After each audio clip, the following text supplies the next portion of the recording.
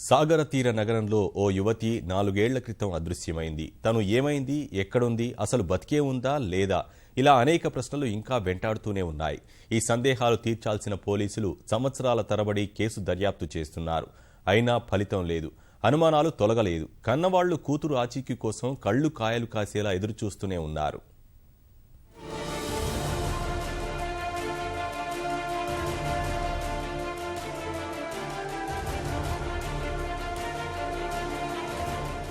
విశాఖలో 4 ఏళ్లుగా ఓ కేసు చిక్కుముడులు వీడకుండా దర్యాప్తు సాగుతూనే ఉంది. సీతమ్మ ధారలోని ఓ ప్రైవేట్ కంపెనీలో పనిచేసిన సాధనా పాండే అనే అమ్మాయి 4 ఏళ్ల క్రితం అదృశ్యమైంది.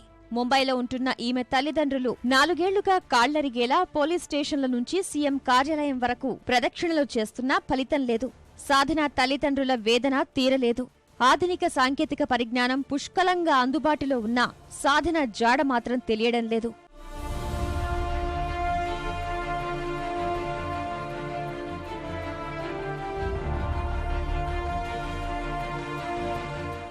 సాధన తండ్రి హరీష్ చంద్ర పాండే నౌకాదళ మాజీ ఉద్యోగి.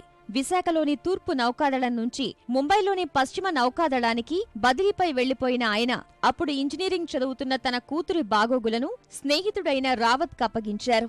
మిత్రుడు కూతురు అన్న ఆలోచన లేకుండా రావత్ సాధనాను లోబర్చుకుని ఆమెను వ్యసనాలకు బానిస చేశాడు.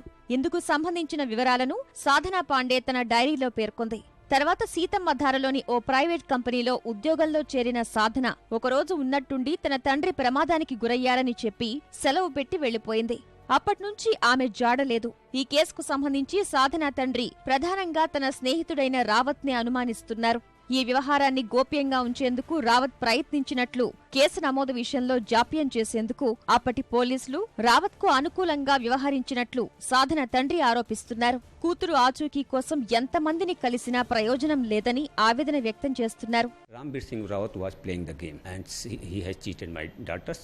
Rambir Singh Rawat is the suspected person and he knows everything. I used to ring up to every authority from my home after 5 days, 10 days for knowing the progress of my daughters. Nobody was telling what was the result. Only just assurance they were giving. Yes, I will do something for your daughter. Nothing result had came whether my daughter is dead or alive. What they have done, that I don't know. But nothing result had come till now. The satisfaction is only result. And without getting the result, how I can satisfy her?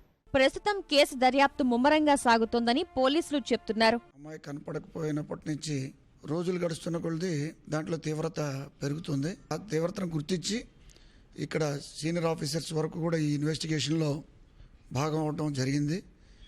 ఇందులో మనిషి తప్పిపోతే పట్టుకోవడానికి ఆస్కారం ఉంది. స్వతహాగా తప్పించుకోవాలని తప్పిపోతే వెతకడం అనేది ఎవరికైనా కొంచెం కష్టమే. చాలా ప్రయత్నాలు అయితే ఇందులో చేయటం అనేది జరిగింది. రికార్డు కూడా మా దగ్గర ఉంది. ప్రస్తుతానికి అదే ఇంటెన్సిటీ కొనసాగుతుంది. కొత్త కోణంలో దర్యాప్తు చేస్తున్నాం. కూతురి ఆచూకీ కోసం తల్లిదండ్రులు 4 ఏళ్లుగా 10 సార్లు ముంబై నుంచి వస్తూనే ఉన్నారు. సాధ్యమైనన్ని సార్లు పోలీస్ ఉన్నతాధికారులను కలిసి గోడు వినిపిస్తున్నారు. ఆచూకీ తెలియచేయాలని కన్నీరు మున్నీరవుతున్నా వారి నిరీక్షణ ఫలించటం లేదు.